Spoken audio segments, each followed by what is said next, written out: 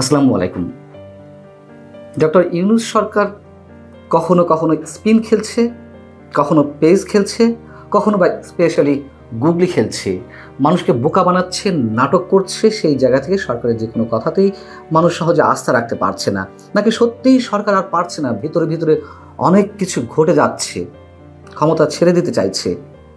এই কথাগুলো এই কারণেই বলছি যে আপনারা জানেন, হঠাৎ করে সাংবাদিকদের ডেকে সংবাদ সম্মেলন করে এমন ঘোষণা দেওয়ার কি অর্থ থাকতে পারে যে আগামী ডিসেম্বরে নির্বাচন হতে পারে। প্রধান উপদেষ্টা প্রেস সচিব মিস্টার শফিকুল আলম তিনি বুধবার রাতে সংবাদ সম্মেলন করে বললেন যে 2025 সালের ডিসেম্বরের মধ্যে ত্রয়োদশ জাতীয় সংসদ নির্বাচনের সব প্রস্তুতি রাখতে স্বরাষ্ট্র মন্ত্রণালয়কে নির্দেশনা দিয়েছেন প্রধান উপদেষ্টা ডক্টর মোহাম্মদ ইউনূস, এবং সংস্কার সহ সব প্রস্তুতি শেষ হলে আবার বলছে যে রোজার আগেই জাতীয় নির্বাচন হতে পারে। খেলাটা কোথায়? ডিসেম্বর আবার ফেব্রুয়ারি? যাই হোক, সংবাদ সম্মেলনে তিনি বলছেন ভোটের সময় দায়িত্ব পালনের জন্য আইন শৃঙ্খলা বাহিনীর 8 লাখ সদস্যের প্রশিক্ষণের ব্যবস্থা করা হবে। প্রধান উপদেষ্টা যে মেসেজটি কনভে করার চেষ্টা করেছেন মিস্টার শফিকুল আলম, আমরা একটু দেখে নিই যে আসলে কতটা বিশ্বাসযোগ্য, কতটা আস্থা রাখা যেতে পারে তার এই বক্তব্যের উপরে। প্রথমত, লন্ডন বৈঠকে যে একটি ঘোষণা এলো যে ফেব্রুয়ারির মধ্যে নির্বাচন দেয়া হতে পারে, সেটি নিয়েই যখন মারাত্মক সন্দেহ, সংশয়, বিএনপি প্রথম একেবারে ব্ল্যাঙ্ক চেক দিচ্ছিল, পরবর্তীতে আবার গত 2-3 দিন ধরে তাদের মধ্যে সন্দেহের সৃষ্টি হয়েছে, কোনো ধরনের ঘোষণা দেওয়া হয়নি নির্বাচন কমিশনের পক্ষ থেকে, অন্তত রোড ম্যাপের কথা।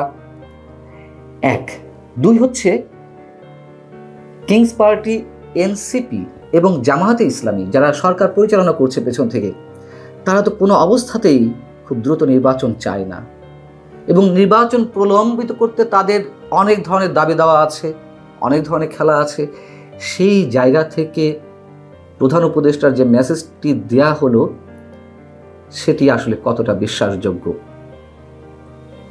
এবং 3 নম্বর হচ্ছে, গত কয়েকদিন আগে প্রধান নির্বাচন কমিশনার যে সাক্ষাৎ করলেন প্রধান উপদেষ্টার সঙ্গে, সেখানে নির্বাচন নিয়ে কোনো টু শব্দটি উচ্চারণ করেননি প্রধান উপদেষ্টা। একথা প্রধান নির্বাচন কমিশনার এএমএম নাসিরউদ্দিন সাহেব নিজেই জানিয়েছেন। তিনি বলেছেন, আমার কাছে তিনি শুনতে চেয়েছেন যে আসলে নির্বাচন কমিশনের সংস্কারের কাজ কত দূর।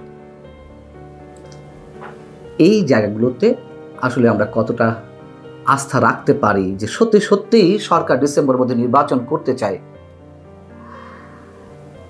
এখন যদি প্রশ্ন করি যে কেন এমন একটি ঘোষণা দেয়া হলো প্রধান উপদেষ্টার পক্ষ থেকে, প্রথমে যদি বলি যে নির্বাচন নিয়ে একটি ডামাডল, এর আগে আমি বলেছি যে ফেব্রুয়ারির যে ঘোষণাটা, সেটাও আমাদেরকে ঠান্ডা রাখার জন্য বা রাজনৈতিক দলগুলোকে ঠান্ডা রাখতে একটা ঘোষণা দেওয়া হয়েছিল, যেহেতু বলেছে যে সব ধরনের প্রস্তুতি সম্পন্ন হলে ফেব্রুয়ারিতে নির্বাচন হতে পারে। বিএনপিকে একটি ট্রাপে ফেলার একটা কৌশল, অথবা তাদের মধ্যে কোনো আন্ডার টেবিল ডিল হয়েছে কিনা আমরা জানি না, এ ধরনের গুঞ্জন আছে। যাও, 2 হচ্ছে সরকার দেশ চালাতে ব্যর্থ হচ্ছে, এটি আমরা সবাই জানি। সেই ব্যর্থতা থেকে তড়িঘড়ি করে পালানোর একটি চেষ্টা কিনা জনরোষ গড়ে ওঠার আগেই। আমরা জানি যে আইন শৃঙ্খলা পরিস্থিতির যে অবস্থা, যেভাবে মব ভায়োলেন্স হচ্ছে, সরকার একদিকে উৎসাহ দিচ্ছে সরকারের দায়িত্বশীল ব্যক্তিরা, আবার কখনো কখনো বা ঠেকানোর কথা বলছে। অর্থনৈতিক অবস্থা একেবারে পঙ্গুত্বের দিকে যাচ্ছে, ব্যবসায়ীরা ক্ষেপে উঠছেন, একের পর এক কলকারখানা বন্ধ হচ্ছে,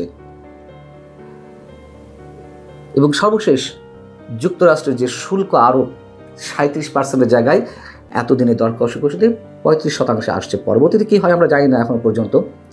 এই 35% হলেও সাথে পরোক্ষ আরও যেই করগুলো আছে সব মিলিয়ে 51% শুল্ক আরোপ হবে বাংলাদেশ থেকে গার্মেন্টস পণ্য সহ অন্যান্য পণ্য রপ্তানির ক্ষেত্রে যুক্তরাষ্ট্রে। এটি হলে ব্যবসায়ীদের টিকে থাকার কথা না কোনো অবস্থাতেই, এবং ব্যবসায়ীরা ক্ষেপে ওঠারও একটা লক্ষণ দেখা যাচ্ছে যে ইউনূস সরকার পারছে না কিছুতে, সব জায়গাতেই ফেল করছে। এবার কয়েকটি ইঙ্গিত দিই, যদি সত্যি সত্যি সরকারের এমন একটি ইচ্ছার বাসনা তাদের মধ্যে জাগ্রত হয় না, দ্রুত একটা নির্বাচন দেয়া লাগতে পারে বা লাগবে। আমি বুধবার সকালেই একটা কন্টেন্টে আপনাকে জানিয়েছি যে গত 7 জুলাই বর্তমান রাষ্ট্রপতি শাহাবুদ্দিন চুপ্পু সাহেব তিনি ক্যান্টনমেন্টে গিয়েছিলেন PGR এর একটি অনুষ্ঠানে অতিথি হয়ে, যেখানে রাষ্ট্রপতি শাহাবুদ্দিনকে অপসারণের জন্য প্রচণ্ড একটা চাপ, বঙ্গভবন ঘেরাওর একটা গুঞ্জন মাঝে শোনা গিয়েছিল।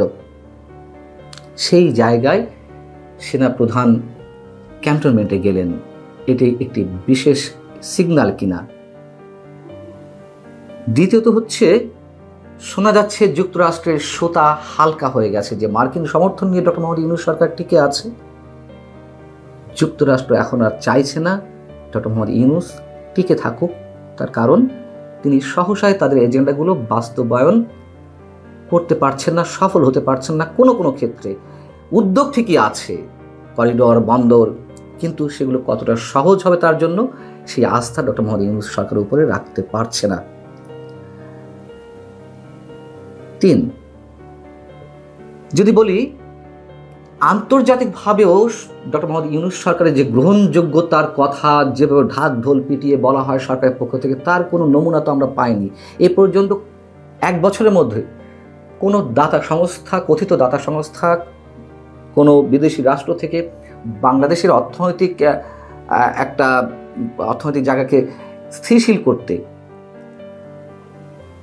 ঋণ নিয়ে আসার ক্ষেত্রে কোনো ধরনের কোনো বাজিমাত তিনি করতে পারেননি। এবং ফ্রান্সে যেতে চেয়েছিলেন, সেখানে ইমানুয়েল ম্যাক্রোর সঙ্গে বৈঠক করতে চেয়েছিলেন, সেটি প্রত্যাখ্যাত হয়েছে। দুবাইয়ের আরব আমিরাতের আমির, তার সঙ্গে তিনি বৈঠক করতে পারেননি। আরব আমিরাত সফর করার পরেও লন্ডনে গিয়েও তিনি ব্রিটেনের প্রধানমন্ত্রী কিয়ার স্টারমারের সঙ্গে তিনি বৈঠক করতে পারেননি, তিনি তাকে সময় দেননি। এর থেকে বোঝা যায় যে আসলে আন্তর্জাতিকভাবে তার গ্রহণযোগ্যতা তেমন একটা নেই, শুধুই আমাদের চোখে ধুলো দেওয়ার একটা চেষ্টা। 4, সরকার যে দেশ চালাতে পারছে না, ডক্টর মোহাম্মদ ইউনূস এটাকে সত্যি উপলব্ধি করছেন এবং সেই জায়গা থেকে একটা সেফ এক্সিট চাইছেন। 5, সেনাপ্রধান জেনারেল ওয়াকারুজ্জামান বরাবরই ডিসেম্বরের মধ্যে নির্বাচনের কথা বলে আসছিলেন। যখন লন্ডন বৈঠকে ফেব্রুয়ারি একটি গুঞ্জন বা একটি ঘোষণা আমাদের সামনে এলো, তারপরেও কিন্তু তিনি একেবারেই চুপচাপ, শব্দটি উচ্চারণ করেননি। অনেকেই বলছিলেন বা এরকম বলা হচ্ছিল, তাহলে সেনাপ্রধানের বক্তব্যের কি মূল্য থাকলো, তাকেই কি চ্যালেঞ্জ করা হচ্ছে? এমনকি এপ্রিলের কথা যখন বলেছিলেন আমাদের প্রধান উপদেষ্টা জাতির উদ্দেশ্যে ভাষণে ঈদের আগের দিন, তখন থেকে এটি বলা হচ্ছে যে সেনাপ্রধানকে তিনি বুড়ো আঙুল দেখাচ্ছেন কিনা। এবং সবশেষ একটি প্রশ্ন রাখতে চাই, প্রধান উপদেষ্টা প্রেস সচিব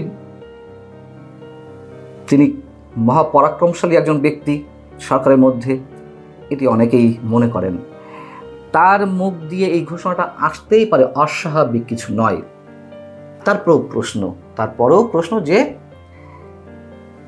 প্রধান উপদেষ্টা যতক্ষণ না পর্যন্ত জাতির উদ্দেশ্যে ঘোষণা না দিবেন যে অমুক মাসে নির্বাচন হবে, অন্তত একটা রোডম্যাপ ঘোষণা না করবেন, ততক্ষণ পর্যন্ত এর উপরে আস্থা রাখার কোনো কারণ নেই। এখন আমাদের আসলে এই সব প্রশ্নের উত্তরগুলো বের করে তাদের এই ঘোষণার উপরে আস্থা রাখা না রাখার বিষয়টি নির্ভর করছে। ভালো থাকুন সবাই, আল্লাহ হাফেজ।